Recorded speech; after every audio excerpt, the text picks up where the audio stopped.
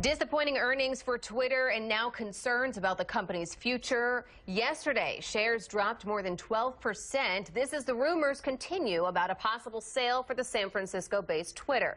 So far, there's no word of any buyers signing on just yet. Meanwhile, some people are abandoning social media after a very contentious election season. Luckily, though, technology is making it so you can keep those online friends. And for more on social media fatigue and some possible remedies, I'm joined now by KTVU tech expert Ryan Eldred with Nerds on Call. Ryan, so talk to us about this app. I know it's called Social Fixer. Yeah, well, essentially there was a Pew Research study that came out last year, sometime before the election, that said a third of people using Facebook and social media are getting worn out by politics. And if you can imagine post-election, it just hasn't calmed down at all. And so if you think about why we joined social media in the first place, is we wanted to see pictures of our families or kids, or we wanted to see how fat that high school football star got or how successful that high school nerd got. And we wanted to reconnect with lost relationships. And in normal speaking, when we're together, we can filter out things like, oh, you know what, I know this person doesn't like politics, so I'll talk about something instead. But on social media, it's just kind of like we blast whatever comes to our heads. And unfortunately, that means that sometimes the conversation gets out of hand. Somebody says something that I don't agree with politically, and then I feel a need to respond to that. And 8 comments later, somebody's referring to someone being a Nazi. So what you want to do is kind of filter some of that out. Now, Facebook has some tools that allow you to do it post by post or feed by feed. There's a little caret in the top right-hand corner of every post that you get, and you can unfollow people. You can unfollow specific pages, right. But it's still kind of like a sledgehammer to a bigger problem that needs a little more delicate touch.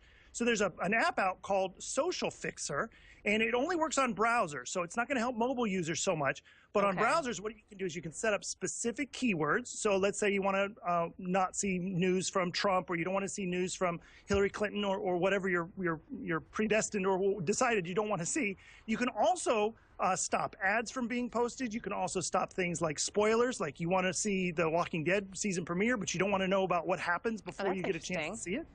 And what it does is, instead of hiding the post entirely, it actually just puts a little gray line where that post is supposed to be, and then tells you that post was filtered by which filter. So if you still want to see it, like your mom says something crazy and you want to see what it says, you can still click it and read it. So how often do you have to update this app? I know you said it's only for the browser, so I mean, this doesn't really work for a lot of people who use their phone for social media use, but how does this, I mean, do you have to update it often to type in those keywords? Let's say for, you know, this stretch of the week, you know, we're talking about the Ninth Circuit Court and things like that, dealing with politics in particular. Do you have to update it that way, or can it kind of filter through that? Well, they have a bunch of preset filters that you can subscribe to, and so it'll do that for you. So if you just do a blanket politics or something like that, it'll add those new keywords in as you need them. Or you can just go in and, with a click of your mouse, and select new keywords as they're coming up in your newsfeed, and you decide you don't want to see those things anymore. This is pretty cool because a lot of people have become, I know just in talking with people, they've been very frustrated because Facebook in particular has been a place where you're able to catch up. You know, if you didn't make it to your high school reunion, let's say, you're able to kind of see what people are doing, what their kids look like, how they're growing. But a lot of times, especially with this election in particular, it has been really kind of dividing people who haven't seen those friends from maybe college or high school, and now they're seeing some political posts that they don't agree with, and they're like, I don't know if I want to keep following that person. So this is really great to really start using, especially now with everybody being so tense. Yes, you're right. And Facebook and social media itself kind of lends itself to more extreme viewpoints. And so sometimes people just like something, and just because of something that was in the article, but because they liked it, now it shows up in your news feed, and you just say, whoa, this person believes those kinds of crazy things? I don't know. And it can damage your relationship. Like I said, when it's face-to-face, it's easier to filter than it is on social media. Right. All right, Brian. Well, I'm sure a lot of people will be downloading that app, Social Fixer. Thank you so much. Social Fixer. You're welcome.